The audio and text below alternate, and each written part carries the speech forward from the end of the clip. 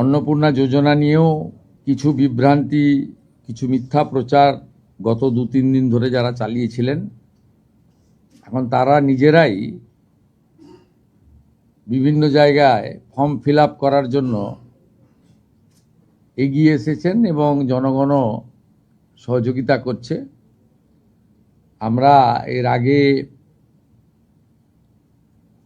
অফলাইনে চালু রেখেছিলাম, আজ থেকে অনলাইনেও চালু হয়ে গেছে এবং আমাদের 20 জন আধিকারিক, প্রিন্সিপাল সেক্রেটারি লেভেলের অফিসার জেলায় জেলায় গিয়ে এই কাজ মনিটরিং করছে এবং আমরা আশা করছি বুধবার খুব বড় সংখ্যায় আমরা ট্রান্সফার করব এবং সেই দিন রাজ্যের বিভিন্ন ব্লকে, এসডি অফিসে, মিউনিসিপ্যালিটিতে এই কর্মসূচি সূচনাতে আমাদের ছোট একটা ইভেন্ট হবে এবং আমরা নবান্নর সভাগৃহ থেকে রাজ্য মন্ত্রিসভার সদস্যদের উপস্থিতিতে একটা মিডিয়া ইভেন্টও করব।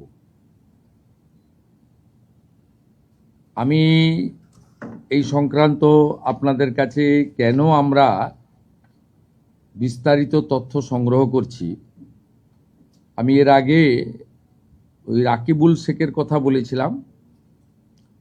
এই কেসে অনেক বড় পর্দা ফাঁস হয়েছে।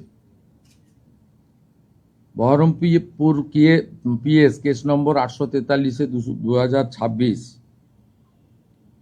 এখানে এখনো পর্যন্ত 22টা ফলস অ্যাকাউন্ট পাওয়া গেছে, যেখান থেকে মহিলারা নয়, পুরুষরা লক্ষ্মীর ভাণ্ডারের টাকা নিচ্ছে এবং এটা অনেক বড় সংখ্যা হবে এবং যত এটা আরও আমরা তদন্তের গতি পুলিশকে বাড়াতে বলেছি। 22টা অ্যাকাউন্টের মধ্যে 1 account is linked to Rakibul Sheikh. 15টা অ্যাকাউন্ট পাওয়া গেছে মুস্তাফিজুর রহমান এবং তার স্ত্রী তুহিনা। এরা 15টা অ্যাকাউন্ট চালাচ্ছেন লক্ষ্মীর ভাণ্ডারে। 6টা অ্যাকাউন্ট পাওয়া গেছে তারিকুল রহমানের, যারা 12 পাতা, 16 পাতা, 18 পাতা করছেন। এই রিজেক্টেড, জনগণের দ্বারা রিজেক্টেড নেতা এবং তাদের দলের লোকেদের বলবো যে এই সংখ্যাটা কত হবে আমরা জানি না। অবৈধ অনুপ্রবেশকারীরা তো পাচ্ছেন, তার সাথে সাথে হাজার হাজার তৃণমূল কংগ্রেসের নেতা যারা মহিলা নন বা এই কর্মসূচির আওতায় আসেন না, তারা লক্ষ্মীর ভাণ্ডার লুট করেছেন, সেটাও আমরা পেয়েছি। আমরা কাউকে ছাড়বো না। আমি ডিজিপিকে বলেছি সিট গঠন করতে এবং যেহেতু মানিটারি ডিফলকেশন আছে, মানি লন্ডারিংয়েও এদের কেসকে ট্রান্সফার করার জন্য আমরা ডাইরেকশন দিয়েছি। আমরা হিসাব করে দেখেছি এসআইআর এ নাম বাদ যাওয়া এবং এই রাকিবুল, মুস্তাফিজুর, তারিকুলরা মিলে অন্তত 30 লক্ষ ফলস লক্ষ্মীর ভাণ্ডারের টাকা তুলছেন। 30 লক্ষ গুণিতক 1,500 টাকা করে যদি হিসাব করেন, কত হাজার কোটি টাকা আপনাদের জনগণের টাকা কিভাবে এরা লুট করেছে। এই লুটেরাদের পার্টি, এটা তার প্রমাণ।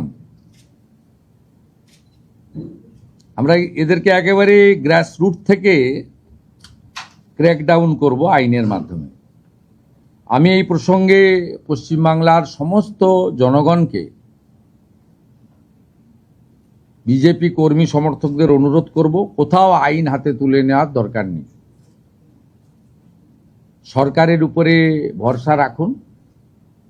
বহু জায়গায় এমএলএ, এমপি, কাউন্সিলর, চেয়ারম্যানদের অফিস থেকে সরকারি মাল উদ্ধার হচ্ছে, এগুলো পুলিশকে উদ্ধার করতে দিন। ভিডিওরা, ম্যাজিস্ট্রেটরা যাচ্ছেন, ভিডিওগ্রাফি করবেন। আপনাদের কোথাও কার্যত উঠে যাওয়া একটা পার্টি, ফলতা উপনির্বাচনে 4র্থ হওয়া পার্টি, তাদের লোকেদেরকে কোনো রকমভাবে আইন হাতে তুলে নিয়ে বা বিক্ষোভ দেখিয়ে, সব বিক্ষোভেই কোথাও ডাইরেক্টলি পলিটিক্যাল পার্টি যুক্ত নয়, জনরোষে হচ্ছে, আমরা জানি এটা। তা আমরা এক্ষেত্রেও জনগণকে আমি মুখ্যমন্ত্রী হিসেবে অনুরোধ করব যে অভিযোগ দিন, আমরা ব্যবস্থা নিচ্ছি। আপনারা আইন হাতে তুলে নেবেন না, কোনো প্রয়োজন নেই এটা করার, যাতে এই ধরনের বিচ্ছিন্ন ঘটনা বা সস্তার প্রচার ওরা না পায়। এটা আপনাদের দেখতে হবে। এখানে আইনের শাসন প্রতিষ্ঠা হয়েছে, ভারতীয় ন্যায় সংহিতাতে পুরো বলা আছে কি করা যাবে, আমরা সেটা করব। এবং সবাই তো বদলে গেছেন, আপনারা দেখছেন প্রশাসন, পুলিশ, এত সক্রিয়তা, আপনাদের মিডিয়াও অনেকটা বদলে গেছে। এই বদলটাই মানুষ চেয়েছিলেন, শুধু মুখের বদল, নামের বদল, দলের বদল নয়, ব্যবস্থার বদলও চেয়েছিলেন। অনেকটা হয়ে গেছে, কিন্তু 1 মাসও হয়নি, 3টে সপ্তাহ পেরিয়ে 4র্থ সপ্তাহে এত তাড়াতাড়ি এর থেকে বেশি কিছু করা সম্ভব বলে আমার মনে হয় না। আরো ভালো ভালো খবর দেখতে সাবস্ক্রাইব করুন বাংলা হান্টির ইউটিউব চ্যানেল।